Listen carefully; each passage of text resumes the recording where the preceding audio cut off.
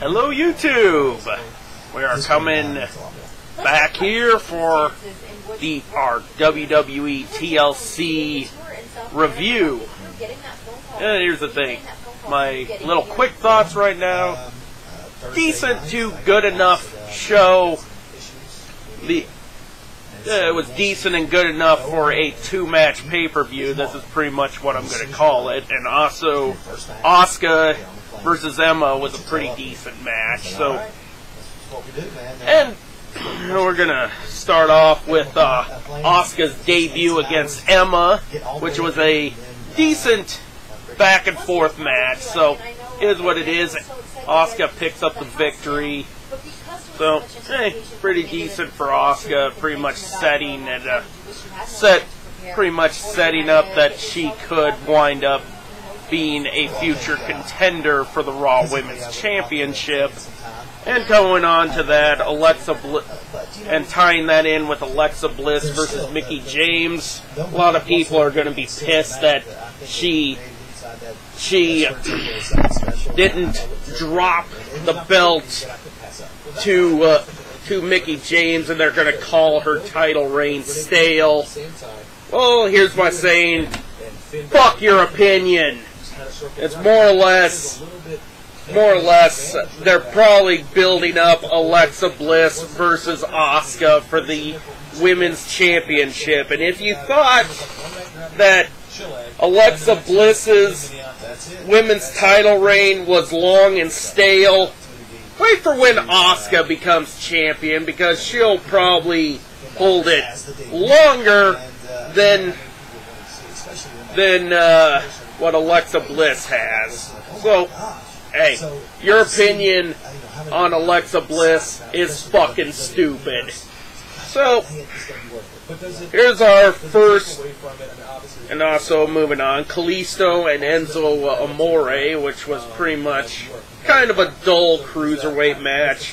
Enzo Amore winning back the Cruiserweight Championship, kind of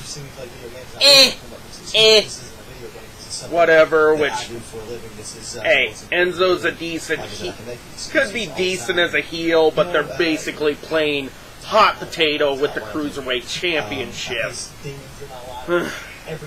Whatever. Maybe the championship's back on somebody who can get a decent amount of heel heat. The guy's hated backstage, and he's hated by a lot of people, so perfectly, Enzo Amore is a decent heel to hold that belt. But, hey, I'm not a fan of hot potatoing belts back and forth. Oh wait, I'm also forgetting the kickoff show match. Sasha Banks versus Alicia Fox. Don't worry about it, I'm not going to go into it. That match was shit. Sasha Banks wins. Swan and Cedric Alexander versus the Brian Kendrick and fuck, I'm forgetting his partner. I can tell you right now. Yeah, Gallagher. Swan and Alexander win. Quite a decent little cruiserweight tag team match. And one thing, this tag team match was way better than the cruiserweight title match. And one thing I can say, I do agree with a lot of people that say 205 Live needs a secondary championship. Either like a mid-card title or a tag team title. Who knows, maybe that could be in the cards down the road, or maybe not, but hey, 205 Live needs a secondary title just like NXT needs its own mid-card title. So, and moving on to one of our matches that can easily be counted as match of the year candidate, Finn Balor versus AJ Styles. I'm not going to go into exact details of this match. I'm not going to give any spoilers in case you didn't see it. I would suggest you watch this match and the main event, because those in my, and also watch Asuka versus Emma if you want to. So those are pretty much the only matches I recommend for this show. But AJ and Finn Balor, good. Fucking, like what I said on Twitter, this was a wrestling classic. Great back and forth action. They both took risks. And also at the end, Finn Balor picking up the victory, and also doing the too sweet for show of respect after the match. So AJ Styles, kudos for you for stepping in on such short notice to compete against Finn Balor. And moving on to our TLC match, Angle stepping in to replace the ill Roman Reigns, teaming up with Rollins and Ambrose. And also, they all came down in Shield attire, which was pretty cool. But for people who saying that we should have got a full Kurt Angle entrance, this match was originally billed as a Shield reunion. Kurt Angle was stepping in for Roman Reigns, and it was only fair that Kurt Angle would don the Shield attire. So I'm really not that disappointed that Kurt Angle didn't have his own entrance, but hey, there's always WrestleMania when Kurt Angle could get his own entrance with his theme music, possibly the pyro if we do have pyro. And the sad part, Kane didn't have his pyro. Oh, whatever. It's not really that big of a deal, because hey, WWE was known for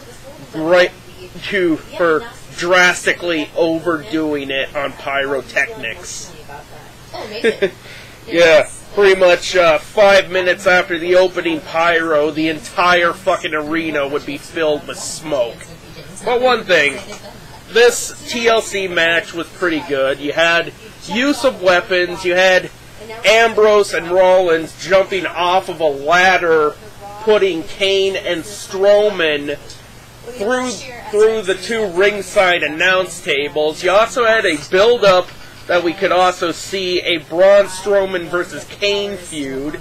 So like Kane starting it by accidentally smacking Strowman with a steel chair, and Strowman shoving him clear across the ring. Then later, we had Kane choke slam Strowman through the stage, grab one of the chairs that was hanging from the roof, pull it down. You had this whole string of ladders come crashing down on Strowman. Then Strowman getting up from that pile of chairs and attempting to attack the rest of Miz's team. But hey, numbers game. Fucking they all gang up on him, and they wind up throwing Strowman into the dumpster, and then the back closing in on him. So I think we kind of witnessed a fucking murder. Maybe not. I'm pretty sure Braun Strowman will be back tomorrow night on Raw. It's more or less the end of the first Teenage Mutant Ninja Turtles movie, where Braun Strowman will come out of that fucking garbage truck and he'll become Super Braun Strowman. That's kind of like a joke there, but hey, Angle, Rollins, and Ambrose pick up the victory. We had Ambrose and Rollins doing a double spear, putting Kane through the barricade. Also had Angle coming back towards the end of the match, slamming Cesaro on the entrance ramp and giving an angle slam to Sheamus through the table on the outside of the ring. Then the final segment, you had Miz getting the running knee from Rollins, Ambrose doing the dirty deeds. Just a second! And also the angle slam for Kurt Angle to get the winning pinfall over The Miz. And the winner of the main event, Angle, Rollins, and Ambrose. And for the, and also most of the show was kind of like Monday Night Raw matches. So for the final two matches, I'll give this pay-per-view a 7.5. So till next time, maybe when I pick up WWE 2K18, or maybe when I finish a strap for my replica belt. Till next time, peace the fuck out.